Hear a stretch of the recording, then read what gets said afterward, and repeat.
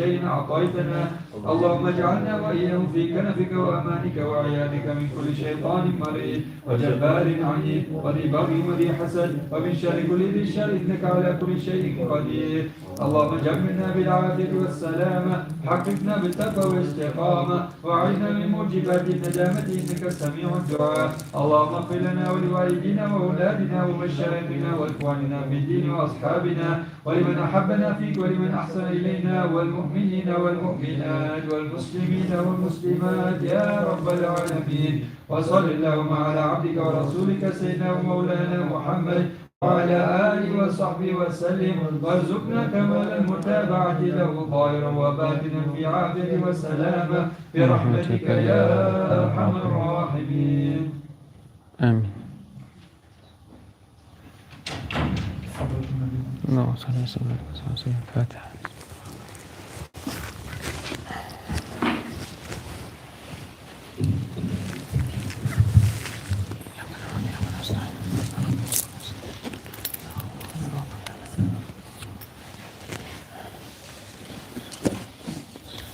بسم الله الرحمن الرحيم. الحمد لله رب العالمين، وصلى الله تعالى على سيدنا محمد عبده ورسوله النبي الأمين وعلى آله وصحبه أجمعين، وأن يتعلم التعليم وتذكر والتذكير والنفع والانتفاع والإفادة والاستفادة والحث بالتمسك بكتاب الله وسنة رسوله صلى الله عليه وسلم، والدعاء إلى الخير والدلالة على الهدى ابتغاء وجهه سبحانه وتعالى وثوابه وقربه.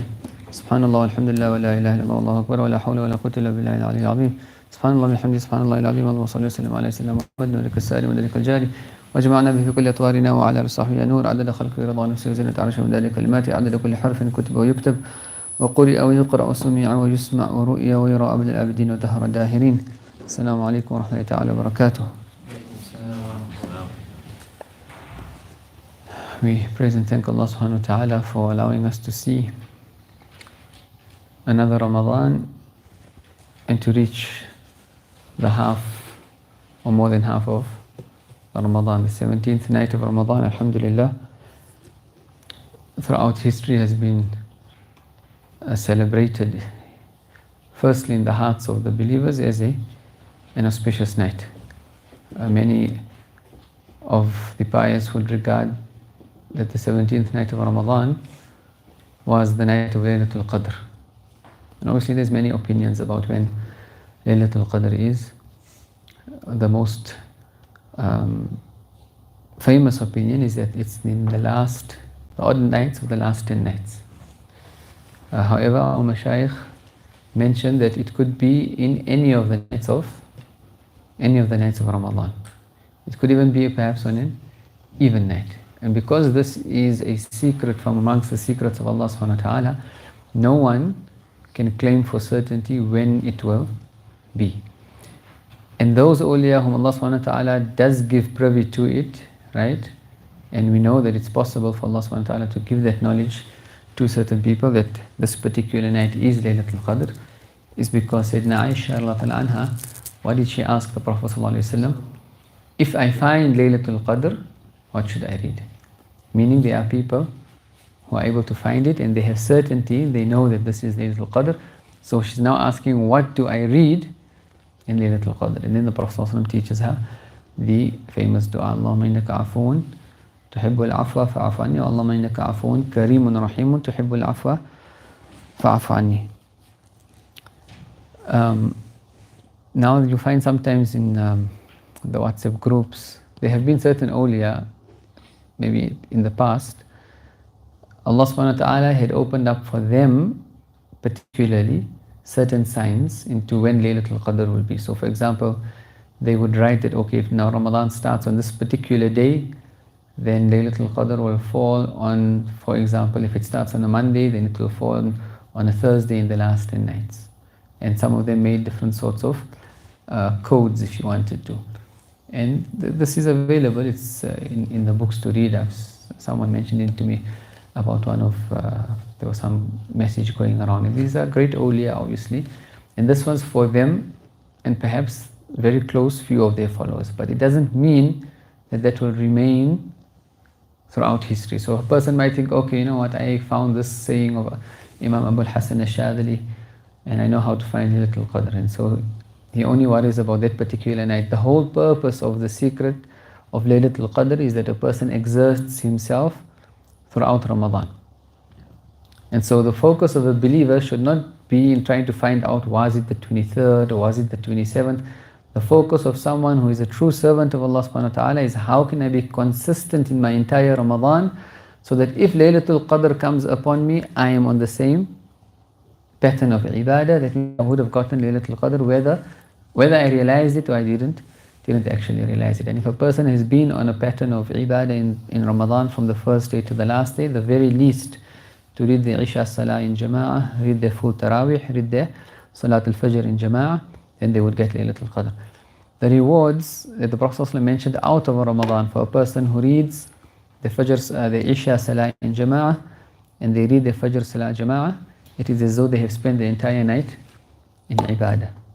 Right? And then also the four rakat of Sunnah after the Isha Salah is also very important, and this is something we notice people are negligent of. After the Isha Salah, the Sunnah of the Prophet ﷺ was to perform 2 rakats and another 2 rakats of Salah. And the reward for doing that is the reward for standing up on Laylatul Qadr. Right? And then either the 3 witr or a person delays the witr till the last portion of the night. The importance of this is so significant that some of the awliya, and we know even Habib Umar did this with some of his earlier students, is that a covenant was taken with a few group of people that they would never leave these 4 rak'ats of sunnah after the Isha Salah. And you find many times also when we have programs, even within the religious circles, you have programs, right, that go, for example, from before Maghrib and then after Maghrib, for example, the Mawlid that's read. And then after Isha, what happens? People read the Isha Salah and they get up and they go. Or it's time for the meal, so people now, they neglect the Sunnah. And generally also, for example, now we look at our daily program of ibadah, and a person should be on, for example, tahajjud. If there was not a communal gathering today, many of us might have been sleeping at 3:30, or only getting up at 4 o'clock or 4:15. In the past, the awliya didn't need to gather people for ibadah, because there was this individual sincerity in that everyone was wanting to find closeness to Allah subhanahu wa ta'ala in their own private spaces. So if you gathered people in the past, it was almost like taking away from their khalwa, from their private moments with Allah subhanahu wa ta'ala. But because the private spaces have now been intruded upon, the collective now is one of the greatest to bring people back to Allah subhanahu wa ta'ala. And then a person finds sincerity in the collective. They say he now finds his khalwa in the jalwa. Jalwa means to be with people, and khalwa means to be private. And so you need to learn to be in khalwa while you are in jalwa, and while you are with the people. Unless you are someone who is extremely disciplined and you know that in your private times, that this, for example, if as a group we were gathering at 4 o'clock to do the dhikr on my own, it doesn't matter whether I'm in a group or I'm on my own, that is my program with Allah subhanahu wa ta'ala. And if a person doesn't have that discipline, they need to use the collective to start learning that discipline, inshallah. And then on the morning of the 17th, obviously we know the Prophet ﷺ spent the entire night in ibadah and worship and making dua to Allah subhanahu wa ta'ala. And obviously the Prophet ﷺ spent the night in ibadah. The Sahaba were overcome by sleep. Some of them said that we never slept as good a sleep on the night of Badr. And the battle started around about after Ishraq in the morning and continued all the way until the time of Dhuhr. And it was just at about the time of Dhuhr, Zawal, close to Zawal, that Allah subhanahu wa ta'ala had given the believers victory. And so even not just the night, but even the morning has significance, because this time now, the history and time has the barakah of whatever the Prophet ﷺ did in those particular times. So the awliya, they say, why is the time of tahajjud a very special time and one of the most special times for ibadah and worship? Why is that? This time before Fajr? Who knows? Because that was... The Prophet was too late that day. The Prophet ﷺ stood for worship at that time as well. Yes, but why did he stand at worship at that time as well? Is that was the time of the birth of the Prophet ﷺ. And Sayyidina Abbas anhu mentioned this in his poetry to the Prophet ﷺ. وَأَنْتَ لُمَّا وُلِدْتُ أَشْرَقَتِ الْأَرْضُ وَضَاءَتْ بِنُورِكَ الْأُفُقِ.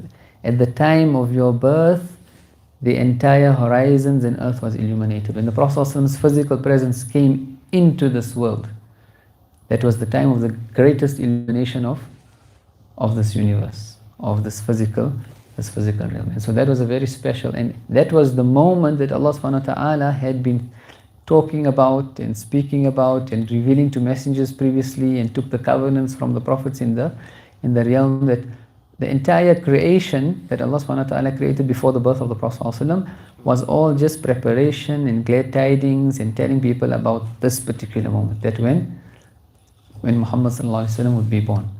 And so therefore it's one of the most significant moments. Some of the awliya even say it's more significant than Laylatul Qadr, because if we didn't have Laylatul Qadr, if we didn't have the birth of the Prophet ﷺ, we wouldn't have Laylatul Qadr. And so therefore it is this particular time even that people would spend in ibadah specifically.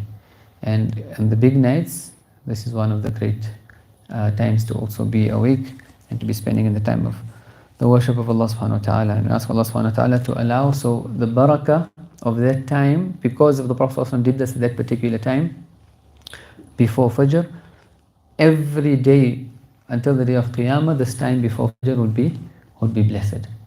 And so also we find sometimes now you find people sending messages out on a Wednesday between Dhuhr and Asr is a time for accepted dua. And when you go into the reason, right, the scholars they mention because this was the time between Dhuhr and Asr where the Prophet ﷺ received acceptance of his dua for his ummah when he was on Hajj. And so because he received acceptance of his dua on a Wednesday between Dhuhr and Asr, they say this is a Mubarak time for the rest of creation. And so the times in which the Prophet ﷺ did certain things have significance forever after that. And this is why they would commemorate. This is why, for example, the conquests of Mecca, the Battle of Badr. The conquest of Mecca took place in Ramadan. The Battle of Uhud took place in Ramadan. The Battle of Badr took place in Ramadan. Many of the great conquests in history took place in Ramadan. And so the commemoration of that is more than just physical commemoration of, a paraphernalia of, making a big do about this, is that the hearts are seeking the barakah of that, of the secrets of those times. Therefore, even when they go and they follow the athar of the pious, for example, visit a certain masjid and they say this is where this great scholar or this great individual worshipped Allah subhanahu wa ta'ala, they would go and worship in that exact same spot. What is the intention? The intention is that to take from the barakah of that particular spot. That is why when you visit Medina as well, you follow the athar of the Prophet ﷺ. This is where he was born. This is where he sat. This was the Bir Ma'una. This is why you are tracing. Each of those places now have an inherent barakah. And obviously the tabarruk of seeking these blessings is sanctioned in our Sharia. One of the great Imams, I think it was Imam, I forget his name, Ibn Subki, very famous Imam in the Shafi'i madhab, when he had heard, obviously the fame of Imam al-Nawawi had spread far and wide, and Imam Nawawi passed away. He was only, I think, 45 years old, right? But he had reached where he had reached. And Imam Subki had traveled from far to come meet him. And that time travel was sometimes weeks or months on end. But when he got to Nawa, when he got to Damascus, or close to Damascus where Imam Nawawi lived, the news reached him when he was on the way that Imam Nawawi passed away. And so what did he do? He went to the place where Imam Nawawi used to teach, and he started rubbing his cheeks and his face into the place where Imam Nawawi used to sit. He said, if I could not have greeted him, at least that I can get something. And Imam Sakhawi was one of the greatest, or Imam Subki, was one of the greatest of the ulama and the awliya. And so they would not do these things except if there is sanction in the Sharia. And so taking this barakah or seeking this barakah, but the heart wanting to take the secrets of those special times and places is also a practice, right? And then the bodies follow. But if a person is just doing it because out of habit or custom, the heart is not connected, then the benefit is very little. So continuing with our lessons, inshaAllah. Habib Umar was mentioning about how Allah subhanahu wa ta'ala, the same gaze or the same Lord that existed for the Sahaba and gazed upon them is the same Lord that existed and gazed upon us. And therefore even in the du'as on the night of Badr, the awliya would make the du'a that, Ya Allah, the gaze that you gave of the people of Badr on this night, give us that particular gaze. And just as you gave victory to the Sahaba over their enemies and they were few in number, give us victory over our enemies. Allow us to be victorious over our own lower selves and our egos. And then further, allow us to be victory over our bad characters. Allow us to be victorious over our laziness. Right? And one can then mention all the other spiritual diseases. And then ultimately to be victorious over the disbelievers or the enemies of Islam, and so that Islam may be manifest in the world. Yesterday we spoke about how that if one was able to follow or emulating the Sahaba, and that Habib Umar says we have yaqeen, we have faith and certainty that Allah subhanahu wa ta'ala would manifest in this day and age people that He will choose for Himself, that He will be pleased with them, and He will grant them proximity, He will purify them. Right? And we said He will allow them to taste the sweetness of, yesterday we said, the word is judihi, halawat judihi, the sweetness of His generosity. And in the previous pages as well, Habib Umar speaks about how the existence of Allah subhanahu wa ta'ala is the only existence. And so Allah subhanahu wa ta'ala will allow them to taste the sweetness of His generosity, the outpourings, the gifts that He gives and He pours out into the hearts of the believers. There is a sweetness that a person finds in ibadah, which becomes their fuel for ibadah. And that sweetness then turns into mahabba, it turns into an intense love that one has for Allah subhanahu wa ta'ala. And that love is the fuel of the spiritual path. No person can tread the path of Allah subhanahu wa ta'ala if they do not have love for Him. A person will weigh out. And the sign of people who are truly, or they have that fuel, is that there is istiqamah. And they are continuing on that path. But someone who doesn't, sometimes they'll do things, sometimes they don't do things. Or they would worship because they are seeking something in the world. If I get nice feelings, then I'm going to worship Allah subhanahu wa ta'ala. Or if this particular happens, I'm going to worship Allah. And if it doesn't happen, then they stop worshipping. But the people who have the love of Allah subhanahu wa ta'ala, they worship because they realize their servitude to Him and that He is deserving of that worship, whether we are in the worst of states or in the best of states. وشأن أن الواحد منا لا يتخلف ولا يرضى يمكن القول هذا الكلام بكل طمأنينة وبكل ثقة.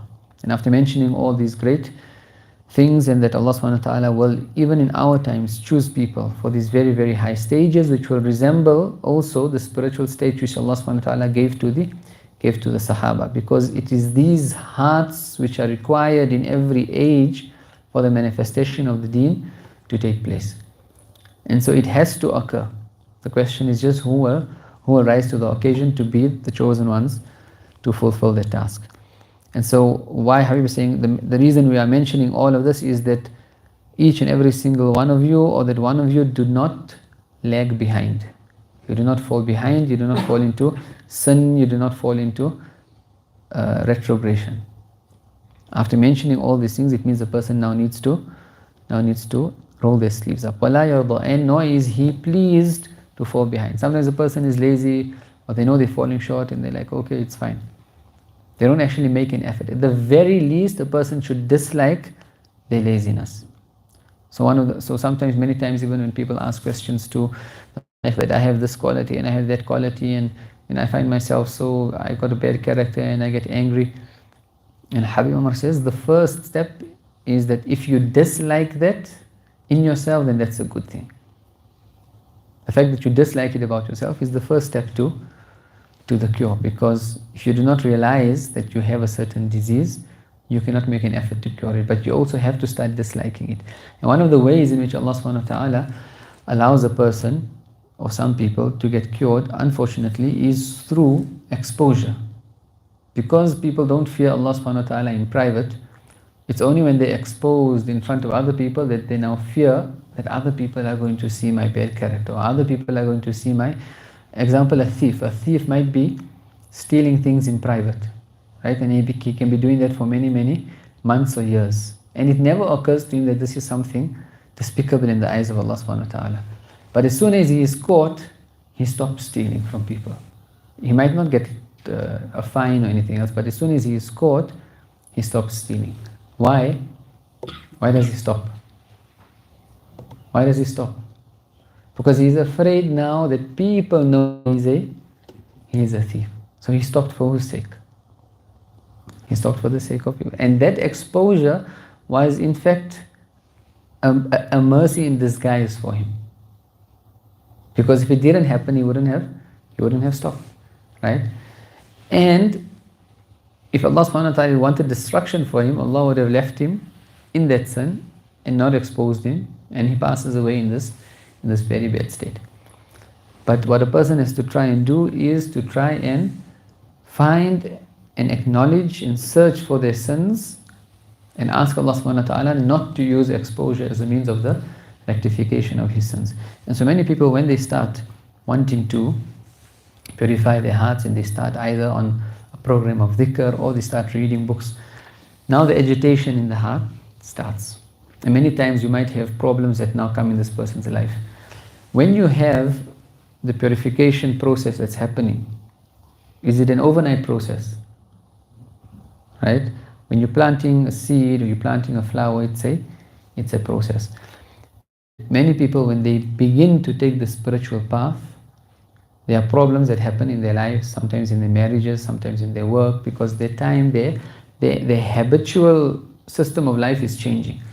And when they start seeing problems, they project the problems as the cause being the dhikr that they're doing, or the spiritual path, or the shaykh, or whatever it is. You might even find one spouse telling the other spouse that it's just, you only worried about your shaykh, and that agitation that's happening is the beginning now of the spiritual process. A person just needs to be patient. And generally, through time, as time goes by, through the years, it could be few months, it could be few years, these problems start ironing themselves out. But we find people, when the problems start, what are they looking to do? They're looking to run away from the problem. They're looking to run away from because they want to be in a state of constant equilibrium, right? But they themselves, their heart is not in a pure state. And in order to be purified, it has to be agitated. And so you'll find, for example, we had students sometimes in Dar Mustafa, the guy will say, you know what, in my entire life, 20, 25 years, I never used to get angry. Now everything makes me angry. A guy just knocks me on the knee, while he's sitting in salah, and he loses it. Why? Is because there was anger in his heart, but there was never opportunities in which that anger was manifested. Now he's in the spiritual process.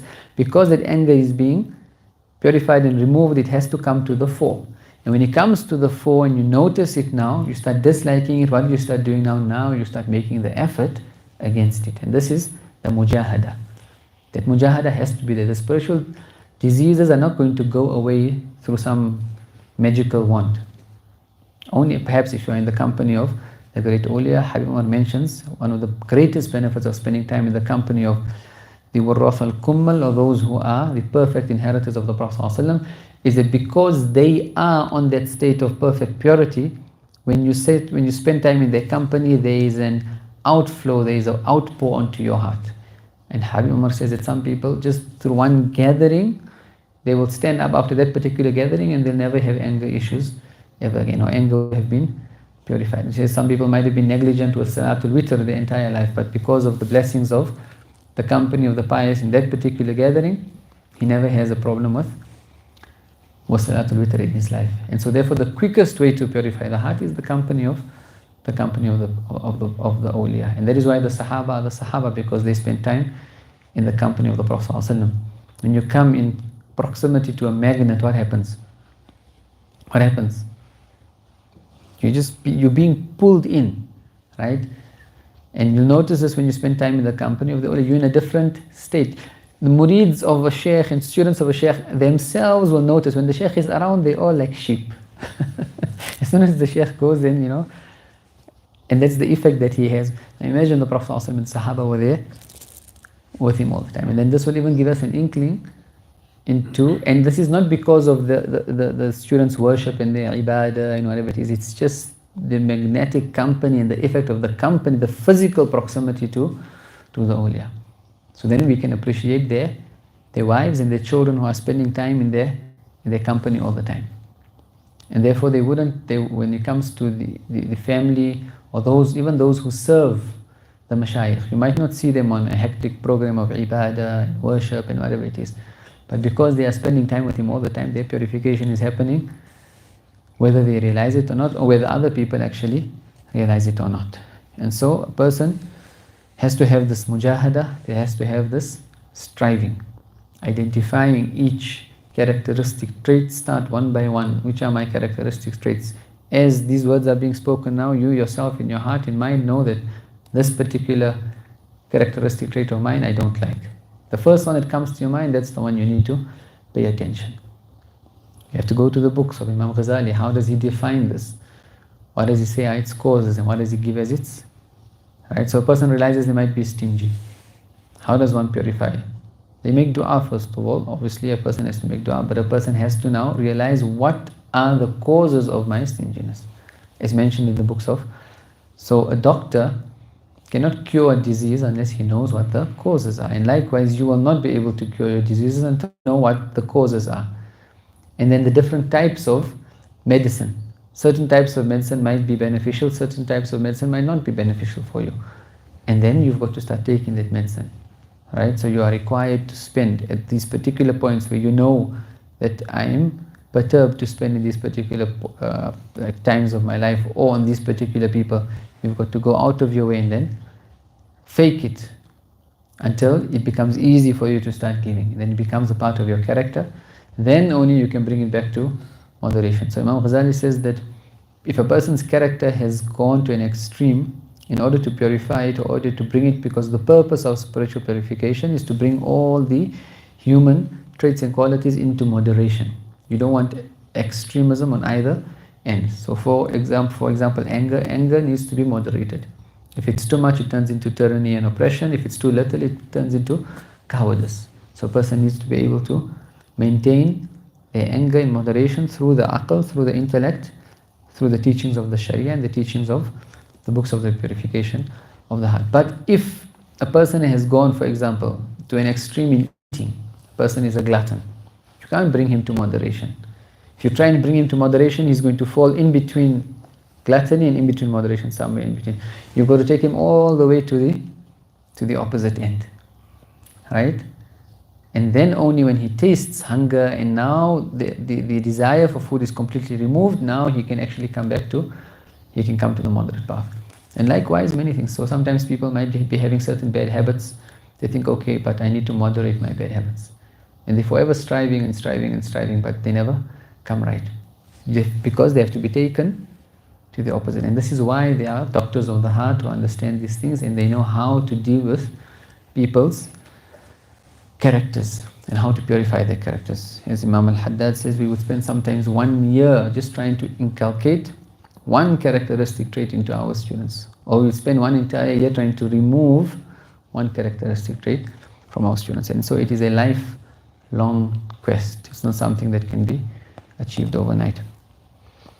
يمكن القول هذا الكلام بكل طمأنينة وبكل ثقة. Habib is saying it is possible for us to mention this, mentioning what? That there will be people that Allah will manifest in this day and age, who will be the paragons of virtue, who will be the carriers of the greatest of spiritual states, similar to the states of the previous generations, and on their hands Allah subhanahu wa ta'ala will cause the deen to spread. Habib says we can say this with complete presence of with complete contentment of heart and with complete certainty. مع أن أكثر أفكار المسلمين لا زالت في انحطاط. Even though, and this was being mentioned almost over 30 years ago, before even social media was about, and before much of what, before even people knew in the West about Tareem, or even about who Habib Umar was.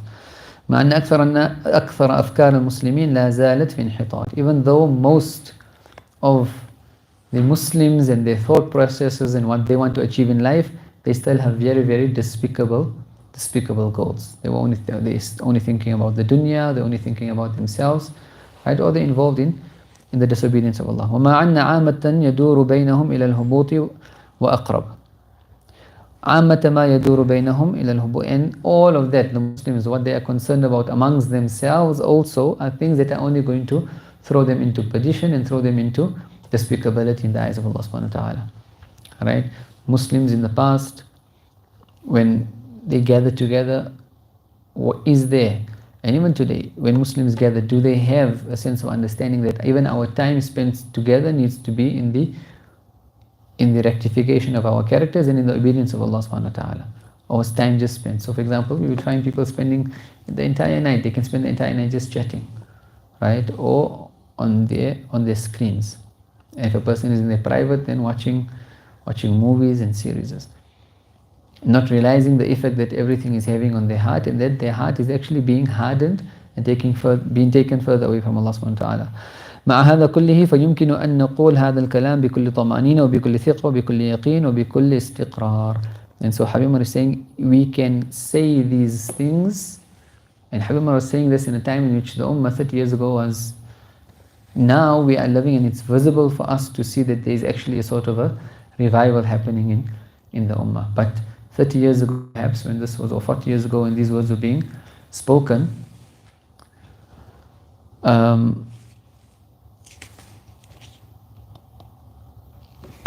it would be about 30 years ago, 25 years ago.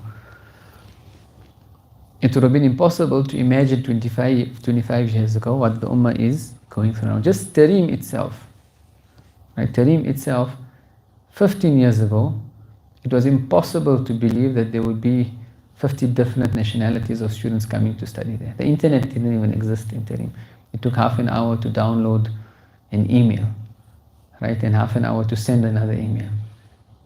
And Habib from that time, he's speaking about thousands of people that would come and this and that, and people are like, obviously you take the kalam, but the mind doesn't understand how is this possible. And then Habib he would speak and he talk about Dar Mustafa, the Thursday night movies would only be filled, and you can still find some of these videos online, right? Only till the first pillar, which is almost just 3/4 ways from here to there, for many years. And Habib Umar would speak and he'd say this place will be filled till the end of the haush in the back in the courtyard, right? Now we're seeing it in front of our eyes.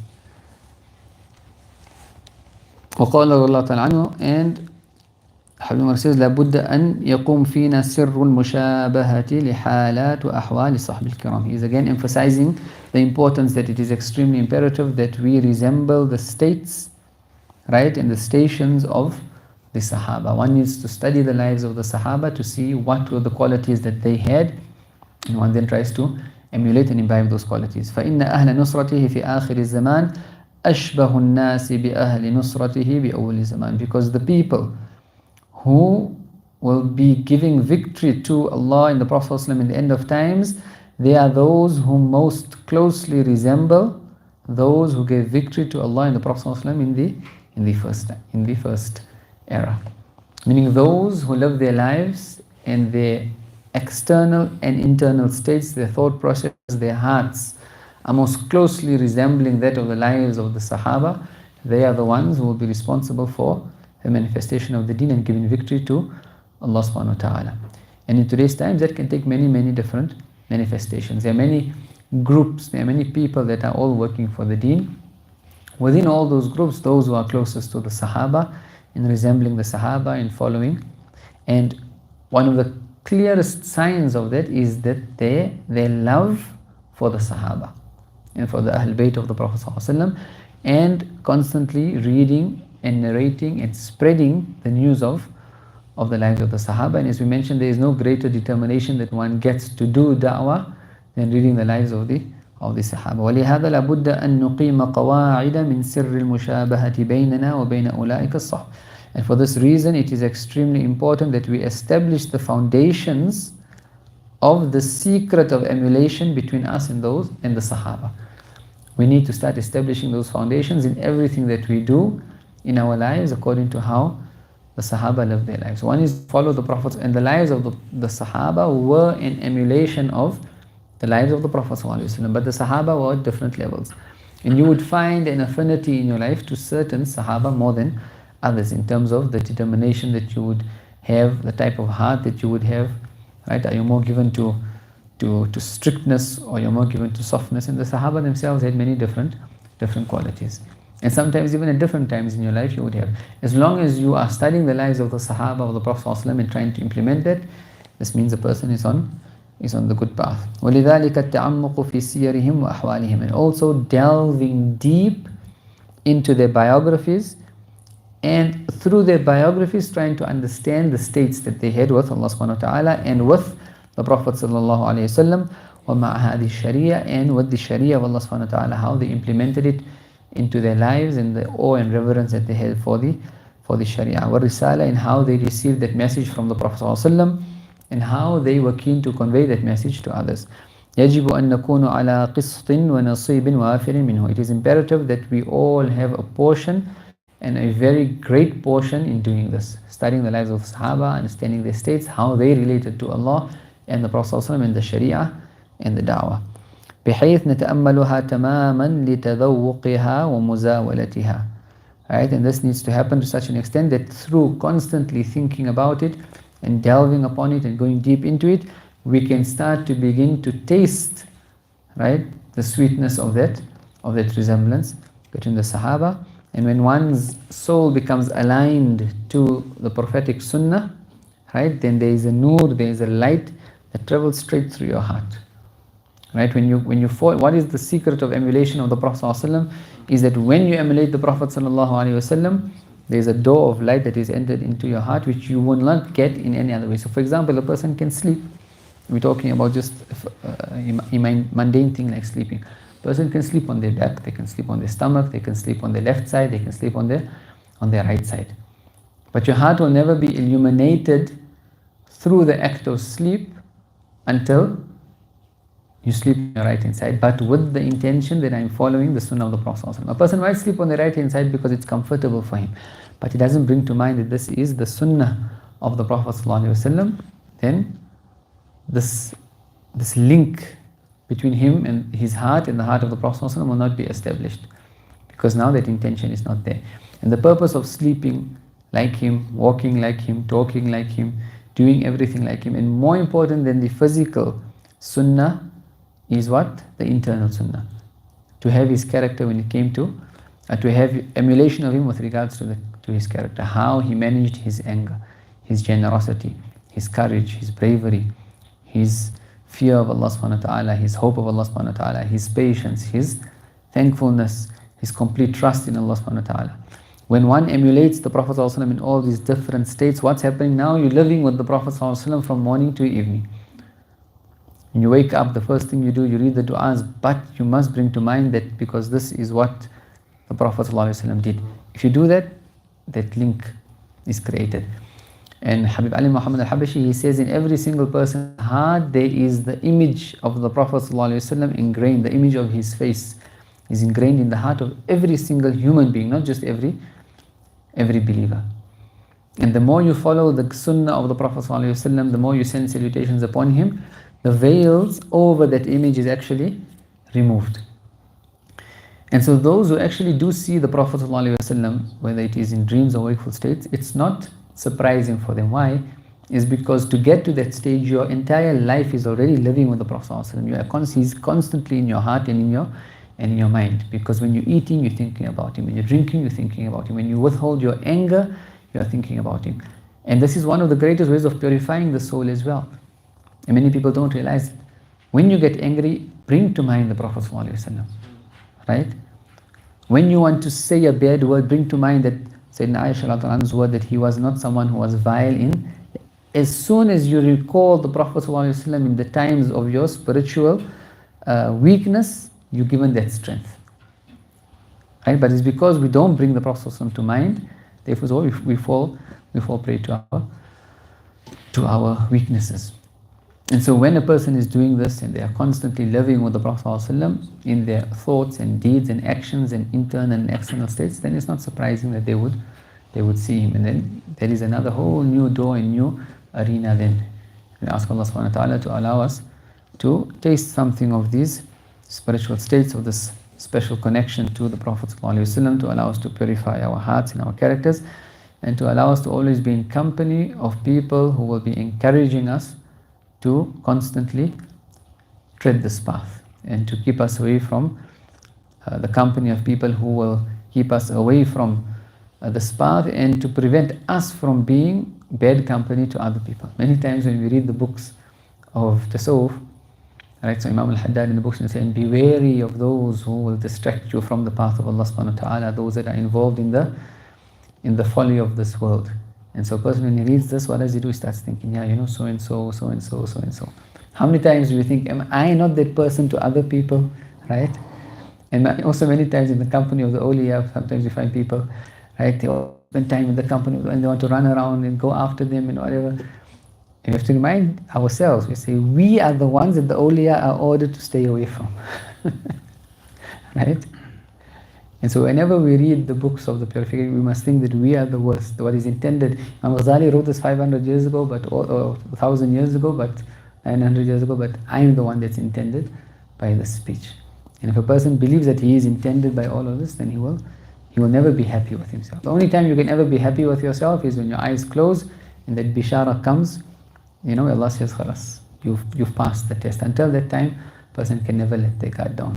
وآخر دعوانا الحمد لله رب العالمين سبحانك اللهم وبحمدك نشهد أن لا إله إلا أنت نستغفرك ونتوب إليك أعوذ بالله من الشيطان الرجيم بسم الله الرحمن الرحيم والعصر إن الإنسان لفي خسر إلا الذين آمنوا وعملوا الصالحات وتواصوا بالحق وتواصوا بالصبر بسم الله الرحمن الرحيم والعصر